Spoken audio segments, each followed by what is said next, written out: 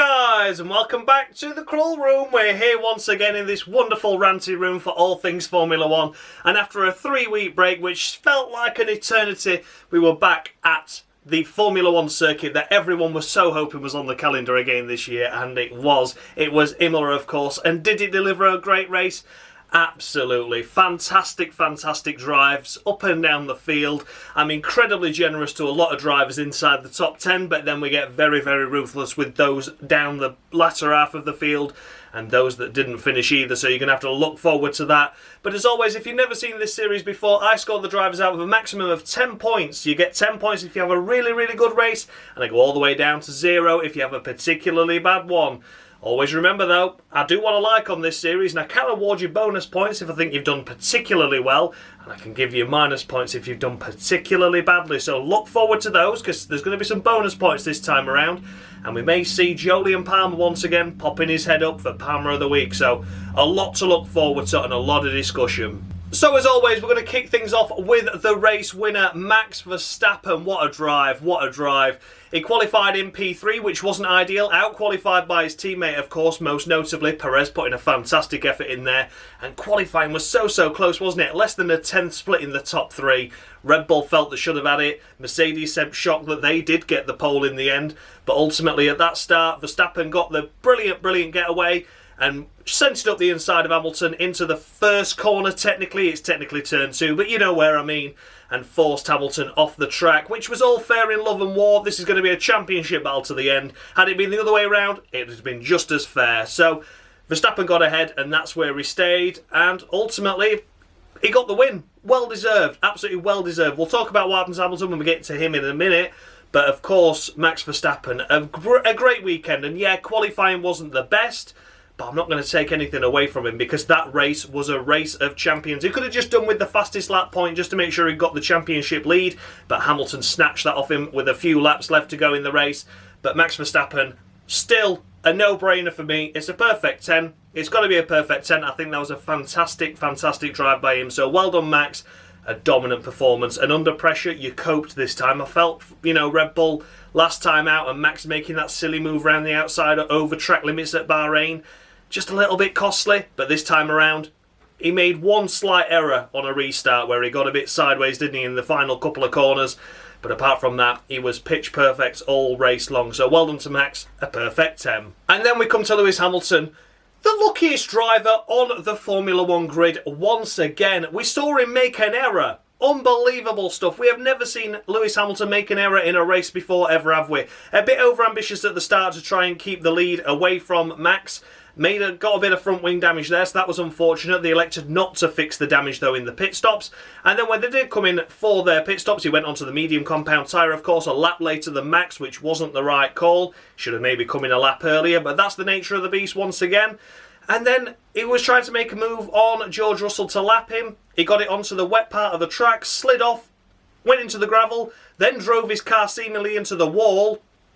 Everyone thought he was out, and you're like, whoa, God, this is going to be some really exciting championship points flying about already. If Verstappen keeps the win, Hamilton's going to be out the points or only scoring a few. Unbelievable. And then he engages reverses it out of the gravel onto the track again. I was like, how has he done that? Unbelievable. He pitted for a wing, and then as he's pitting for a wing, the safety car comes out, and then ultimately the red flag, because his own teammate has crashed with the future Mercedes driver, George Russell, and just sprayed shit all over the circuit and caused absolute chaos, meaning that he got his lap back during the red flag period and was able to work his way back up to second. Unbelievable. So, yeah, a good drive by Hamilton, a fantastic recovery drive, take no doubt about it. But ultimately, I'm just going to award him 7 points for this race. I think that's a fair score given the mistake he made and the luck. The luck that was there once again for Lewis Hamilton is unbelievable, isn't it? He did snatch that fastest lap point as well, so still keeps his championship lead by points, by 1 point there. But yeah, 7 points I think is ultimately fair, because had his teammate not had a massive accident, he was 9th and a lap down without that. So yeah, he wouldn't have been getting more than maybe 6th or 7th, somewhere around there, had it not been for the red flag, and ultimately he came through to finish second. But not only that, a quick mention as well, he restarted the race in 9th. Raikkonen spun on the warm-up lap, going back out, so that put him to 8th. Then Tsunoda got past him, then he spun. Then Perez spun. So this car's just going off in front of him just for the laugh, so he doesn't even have to bother overtaking him. Unbelievable. So yeah, luckiest driver in the world, Lewis Hamilton, but ultimately the cruel room score is it wasn't a great weekend by him. The pole position means nothing if you can't bring it home to win. A fantastic recovery drive though, I'm not taking anything away, and I think 7 points is more than fair. And then we come to Lando Norris. It's the first time there's been 2 Brits on the podium since China 2012, and Lando Norris thoroughly deserved that 3rd place, didn't he? A smart drive as well. He kept Hamilton back more than I think Hamilton was expecting him to. I think he was expecting just to get into the DRS zone once and just fly past him, but he held him off for a few laps on those soft tyres, didn't he? So, well done to Lando. A fantastic qualifying effort by him. Has he kept his lap? It'd have been 4 cars split by less than a 10th, and Lando would have been lining up 3rd place. Unfortunately, though, for him, track limits at turn 9 ultimately pushed him back down to P7 and behind his teammate. The start was a little bit rough. He fell down to 9th and 10th in that sort of area. But then ultimately, with the problems ahead and around him, he climbed his way back through and up into the podium placing, keeping the Ferraris behind him as well. So, a fantastic drive by Lando, and for that reason, it's going to be the first bonus points of the year, and it's going to be 11.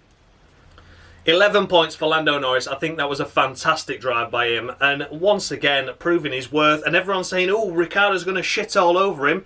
Ricciardo had to get out of the way of him, didn't he? Because Lando was saying, I've got more pace and I can prove it. And then within 3 or 4 laps, it was 4 seconds ahead of his teammate. So, yeah, what a shame for Daniel Ricciardo in that sense. But ultimately, Lando had the pace this weekend once again, so fantastic. Well done to Lando Norris, and thoroughly deserving of those 11 points, making up for that little error that you made in qualifying. But yeah, fantastic drive. So yeah, great to see 2 Brits on the podium, a double podium finish for the Brits. So well done, Lando, 11 points to you. And then we come to Sha-la-la. It's Sha-la-la once again, and Sha-la-la-la-la-la-la was loving life, wasn't he, in that Ferrari? Once again, a fantastic P4 in qualifying.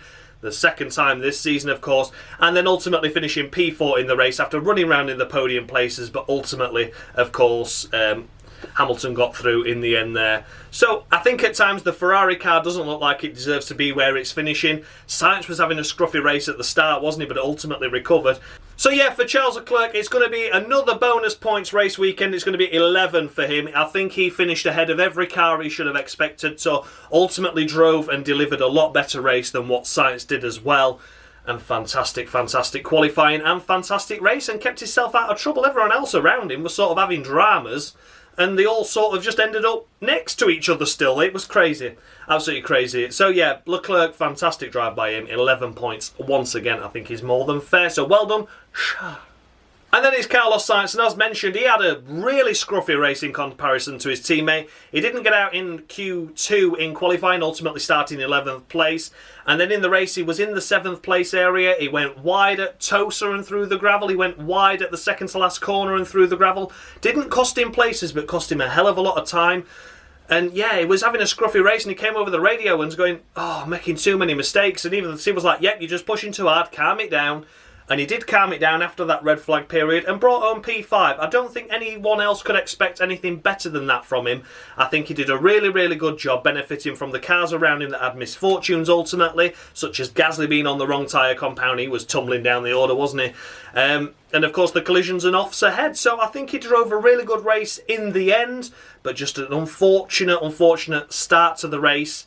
Because let's face it, had those not happened, the offs, maybe he could have been ahead of Leclerc. So it's still new to the Ferrari team, and as far as every other driver's ever said, it's a completely different kettle of fish when it comes to, of course, being at Ferrari. So, nonetheless, though, a 5th place finish and 10 points on the board. Well done to Carlos Sainz. That's going to be 9 points for him. I think that's a fair and generous score, given the offs he had. If it had cost him places, of course, then I'd have had to dock him a lot more, but it just cost him time, ultimately. But yeah, fair play to Carlos Sainz. 9 points on the board for him. A good weekend to finish, but he got a bit scruffy getting there, didn't he? And ultimately, Leclerc had a better weekend overall. And then we come to Daniel Ricciardo, and I said, oh yeah, he finished a couple of places behind Lando, first race out, that's to be expected, a new team, etc. And here he was again, having to get out the way of Lando Norris this time, and could only manage P6, while his teammate was up there in P3, so another couple of places between them, but this time it was for a podium. The pace wasn't there with Daniel, was it? It was always on the back foot. Shame. Just an ultimate shame, really. I don't know what happened to him. In qualifying, he would have been out-qualified by Lando had it not been for his lap time being deleted. So, in some respects, he did out-qualify him.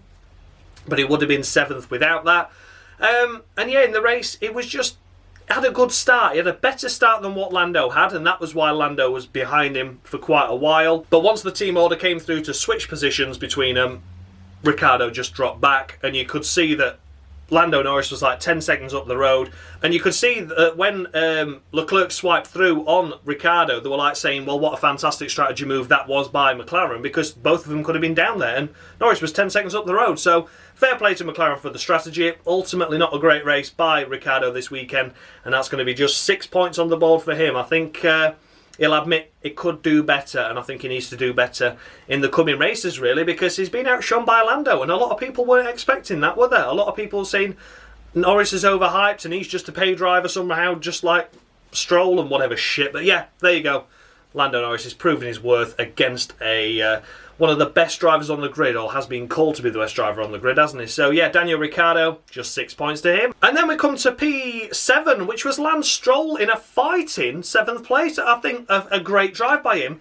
Both brake discs on the Aston Martins caught fire on the rear, of course, so he had to try and cool those down. Then they had to replace them, and they managed to fix Stroll's car in time for the race to keep his grid position, so that was a fair play to them in that respect. And then in the race he was complaining of lack of gear syncing, so the gears were not synchronised as to how they should be, and crazy really, considering the problems that are going on at Aston Martin, that it was able to defend and finish in P7, because it was a battling P7. It had quite a few cars behind him that were chomping at the bit towards the end there. So, you know, Lance Stroll, I think he did the best job he could. He got into qualifying into Q3, had both his lap times deleted in Q3, but I think he was only good for 9th anyway, so lining up 10th near us makes no difference. And ultimately brought home some solid points for Aston Martin in a car that looks to be struggling more than I expected it to be struggling. So, yeah, Aston Martin, Lance Stroll, once again, not a fantastic weekend by him, but I think Stroll did the best job he could with the car he had, and for that reason it's going to be 9 points.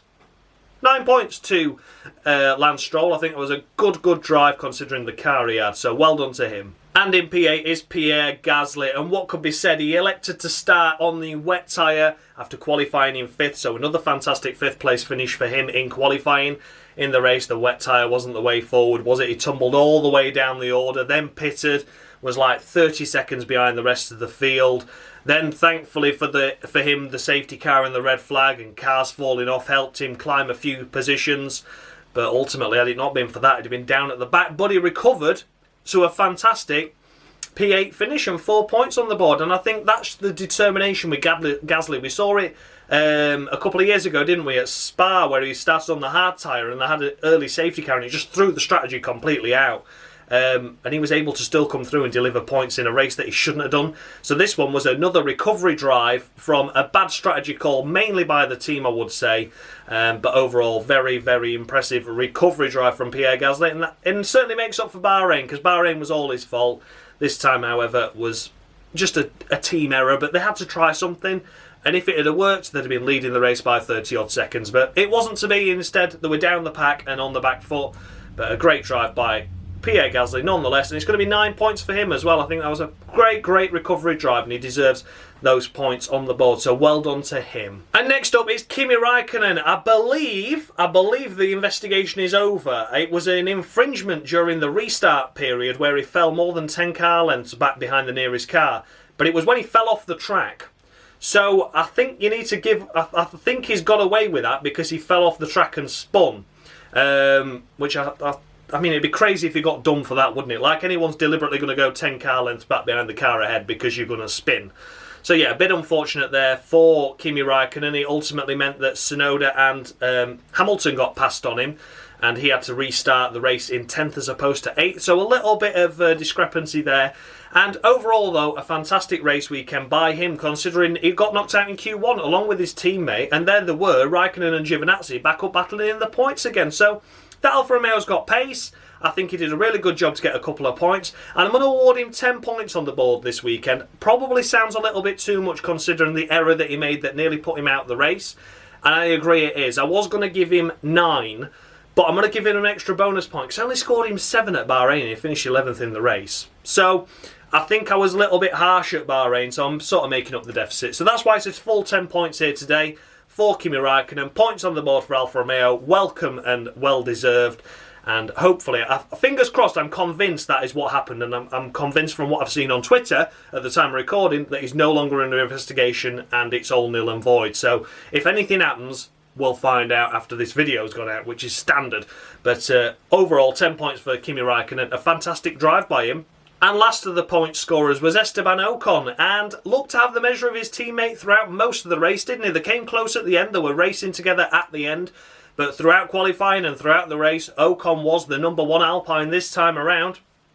Had this little collision with Perez in practice, didn't he? Which was just put down as an incident and one of those things. We didn't really see it properly, did we? Because of a lot of issues happening in FP1 with the camera footage and the onboard cameras. So I'm not going to hold that against him. And overall, not a great race by Alpine. They seem to be miles off the pace, but Ocon picking up that 1 point and outscoring his teammate and outracing his teammate throughout most of it. I'm going to give Ocon 8 points. I think that's a solid enough drive by him.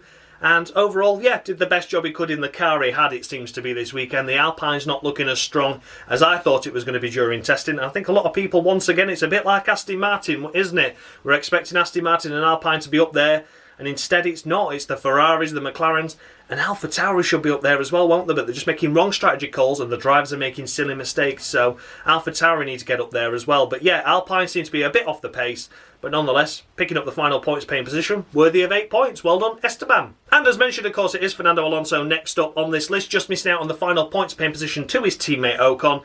And yeah, as mentioned, a bad qualifying by Alonso, a bad race by Alonso, really, for Alonso standards, considering what we saw of him in Bahrain before the ultimate brake failure there. And yeah, was just outdriven and outraced by his teammates. So yeah, overall, just a short and simple one really for Fernando Alonso. It's going to be 6 points. I don't think he was as good as what he was in Bahrain, or as good as what he was against his teammate last time out in Bahrain as well. Yeah, so overall just 6 points for Alonso. And next up, of course, it is Sergio Perez. Palmer of the week. I'm selling burgers out the back of a van now.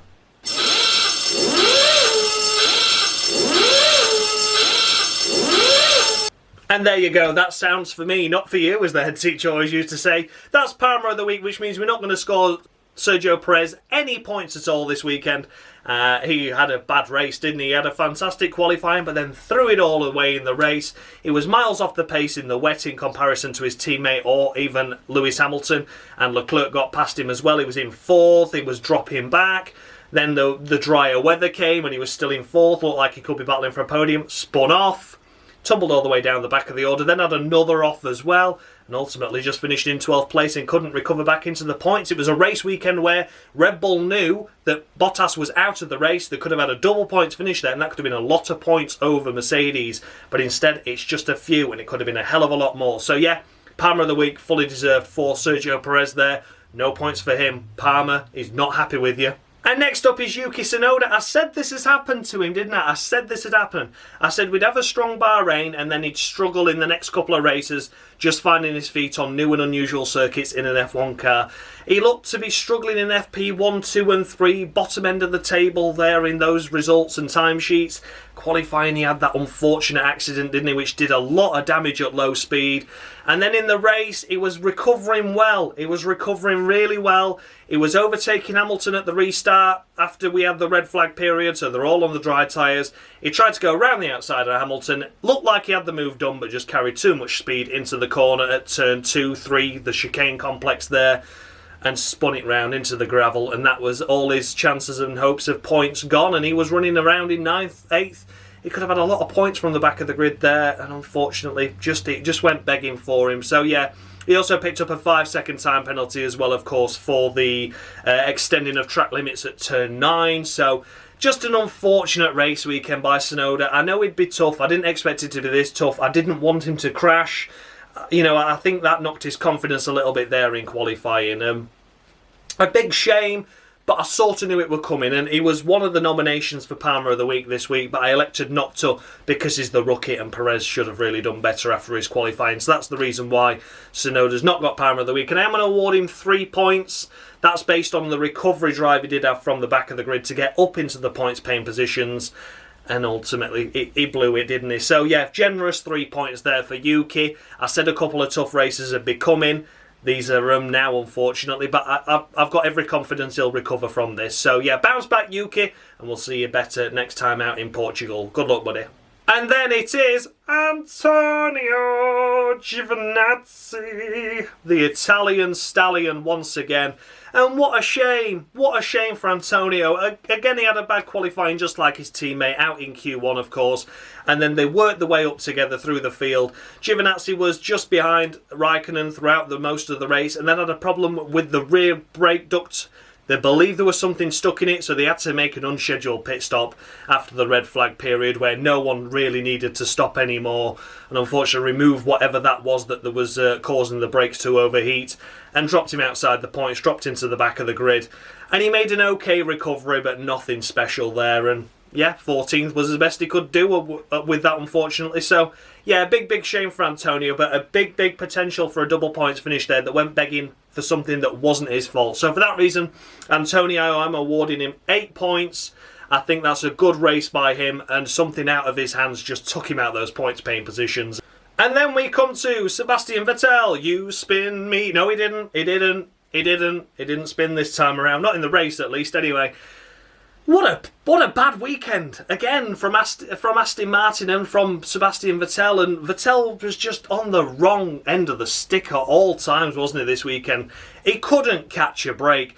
Well, the only break he did catch was brakes that were on fire, just like his teammates, and unfortunately they couldn't get his car fixed like they could with Stroll's on the grid, so he had to do a pit lane start, which was mostly unfortunate there because he had a crap qualifying anyway, but a pit lane start's even worse. And then in the race, it just never really got together for him, did he? He had to do a 10-second stop-go penalty because his team was working on the car with less than 5 minutes to go before the formation lap started, due to a result of trying to fix these brake issues. And it just put him well out of contention. And there was nothing really Vettel could do, nothing Aston Martin could do.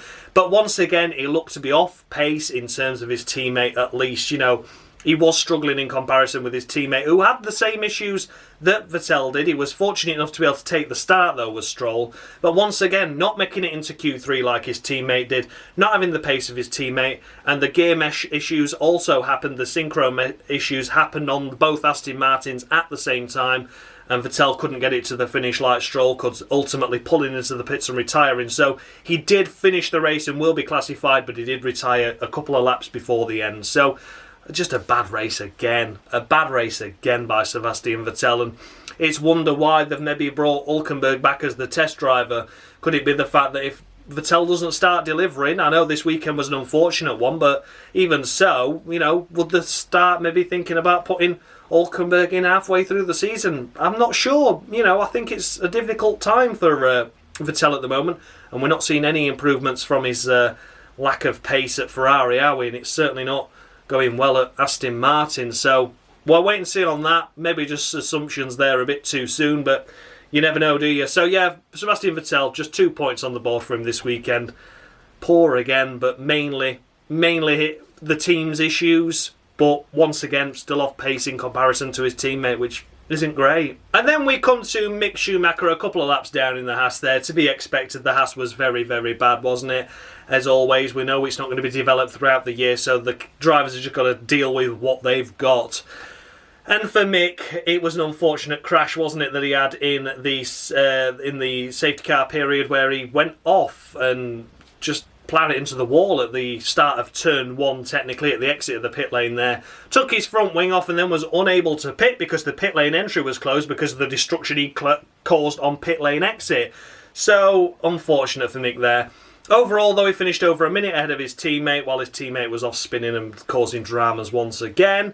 But yeah, overall, for Mick Schumacher, middle of the road, 5 points. I don't think he deserves any more than this weekend because of that silly error made under yellow flags, or I think it was a safety car, wasn't it? But nonetheless, he shouldn't be doing silly errors like that. I know the car's unbalanced, etc., and I know he's a rookie. But yeah, just a bit of a shame, that one. That really cost him and probably knocked his confidence for the rest of the race. But ultimately finished ahead of his teammate, and that's all you can ask for, isn't it? So there you go. Yeah, just 5 points to Mick Schumacher this time around, and look forward to seeing what he can do in Portugal. But I know the car's bad, so it's going to be a tough season for him ahead. Next up is Nikita Mazepin, of course. You spin me right round, baby, right round, like a record, baby, right round, round, round. I knew it'd fit in somewhere this weekend, and Nikita Mazepin certainly lived up to the expectations, didn't he? We had another crash, we had another bang, we had another wallop, we had another off, and we're costing the Haas team many, many, many thousands of pounds in accident damage that they can ill afford, but your dad can, so it doesn't really matter, does it? And as you know, I don't really deal with Nikita Mazepin on this Cruel Room series. I don't really talk about his race other than slag him off, because that's all he deserves. And we don't really score him any points, so it's 0 points for Nikita Mazepin. An absolute terrible driver, doesn't deserve to be in Formula 1. Yeah, that's about it, really. What a load of shit. So get off the grid, Nikita Mazepin. And then we come to the bottle job Bottas. Absolutely phenomenal effort there in qualifying, wasn't it? I've got a car that's good for pole, but I'll put it in P8. Fantastic, lad. Well done. And what we're going to do in the race, we're going to run round and around P8 or P9. Oh, exciting times, lad. I'm struggling to keep up with the Williams. My God, what unbelievable. I think, like, I was thinking he's definitely Palmer of the Week this week, isn't he?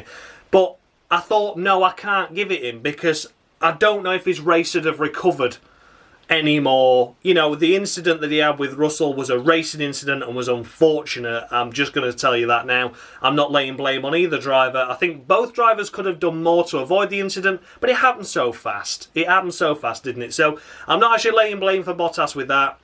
But that incident, could he have maybe got it together? When he'd have gone onto the soft tyres, onto the dry tyres, would he have been able to come through the field and do really well? We're not going to know, are we? But nonetheless, it will crap up until that point, and it's going to be a big fat 0-2 Valtteri Bottas. And the only thing I'm going to say that was positive about the race was when he gave George Russell the finger. I thought that was quite funny. But yeah, apart from that, no, not very good. Not very good at all. Get off the grid, Bottas. You need to be gone as well. And then we come to George Russell. Oh, George. I was singing your praises once again in qualifying, and you've just binned it again, haven't you? You've just binned it again. And I didn't want to do a rant about George, but I feel I've got to now, because how many times have we seen this from him now, where he's been doing really, really well in a qualifying situation, and then in the race he'll throw it away at the first corner, or we'll start to have a really good race and look like, oh my God, he might score points, and then he'll throw it away. The incident itself was a racing incident. It happened so fast. I don't think Bottas knew that George was there. I think George overreacted to the kink that Bottas did, because if you look at it, when George started to spin, there was about a car and half's width of gap that he could have been in there, and he just caught the rear tyre on the grass and had a big, big accident. So luckily both drivers okay. But then he went, this is what I don't like, isn't it? I thought, oh, he's got out and he's going to go and see if Bottas is all right. You know, because at this point, we've not actually seen the accident itself.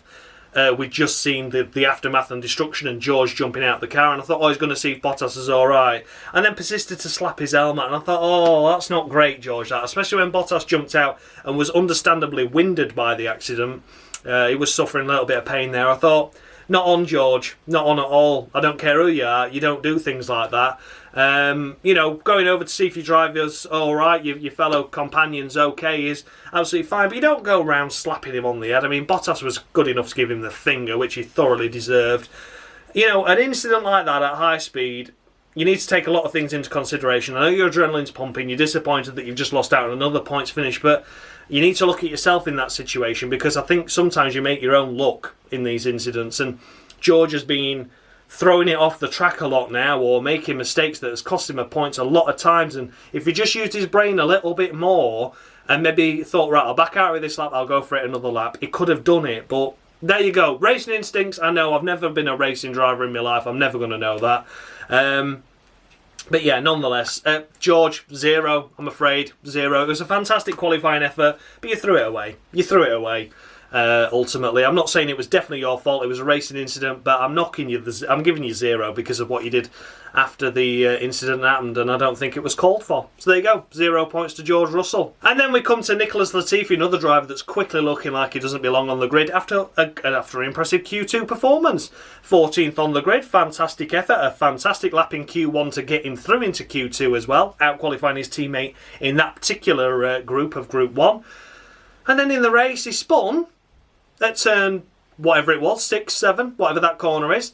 And you thought, oh dear, unfortunate, he's going to be down at the back of the grid. And then really slowly just rejoined the track and then just cut Mazepin up. And I'm like, oh, God's sake. And he just sent it off into the wall and...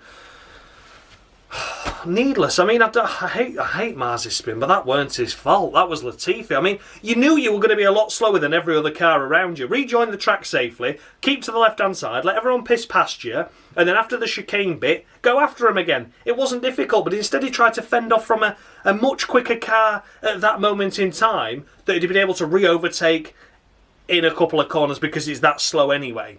I don't know. So yes, it's another 0. It's a 0. It's been a terrible weekend for Williams, hasn't it? Lots of damage, lots of contact, and yeah, overall an impressive qualifying performance went begging because of the drivers, unfortunately. So yeah, I feel sorry for Williams. I really do. I thought we were going to get points or be very close to them at least with both drivers, but no, there you go. They threw that away for you. So there you go, guys. That was the roundup for the Emilia Romagna GP, or the Imola GP, I'm going to call it, because it's Imola and I like it. At the San Marino circuit, of course.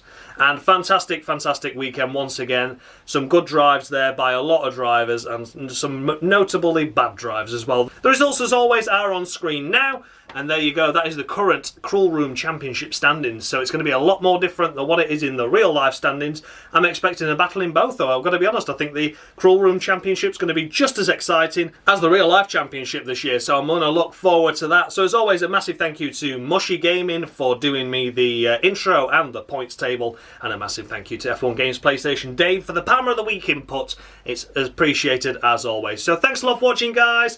And much love.